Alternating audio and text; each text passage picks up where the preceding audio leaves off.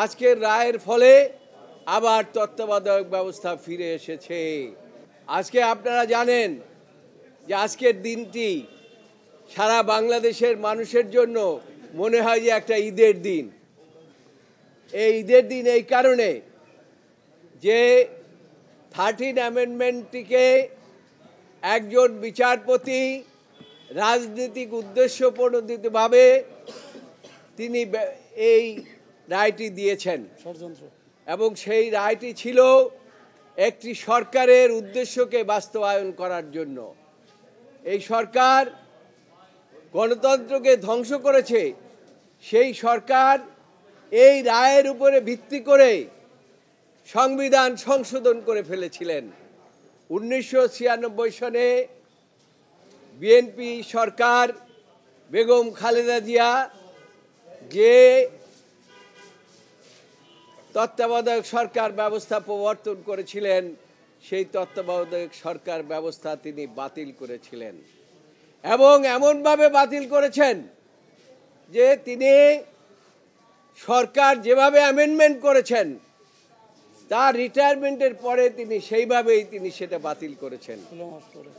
অর্থাৎ প্রধান বিচারপতির ফলে আজকের রায়ের ফলে, আমি তো আগেই বলেছি, আজকের রায়ের ফলে আবার তত্ত্বাবধায়ক ব্যবস্থা ফিরে এসেছে। দেশের মানুষ এতদিন যে ভোট দিতে পারে নাই, তারা এখন ভোট দিতে পারবে। এবং সর্বশেষ যে কথাটি আদালত বলেছেন যে পার্লামেন্ট এবং এই যে রায়টি হলো প্রসপেক্টিভ।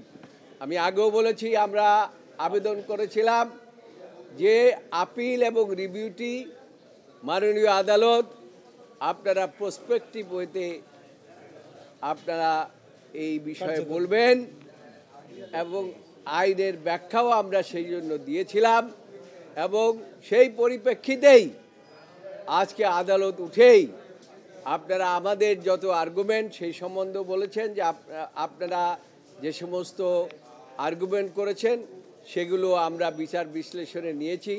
তিনি একটি বিষয়ের উপরে বলেছেন যে তত্ত্বাবধায়ক সরকার ব্যবস্থা যে 58(1) and 58(2) আর্টিকেল 58(1) and 58(2) আবার পুনর্বহাল হলো। এর অর্থ হলো তত্ত্বাবধায়ক ব্যবস্থা আবার ফিরে আসলো।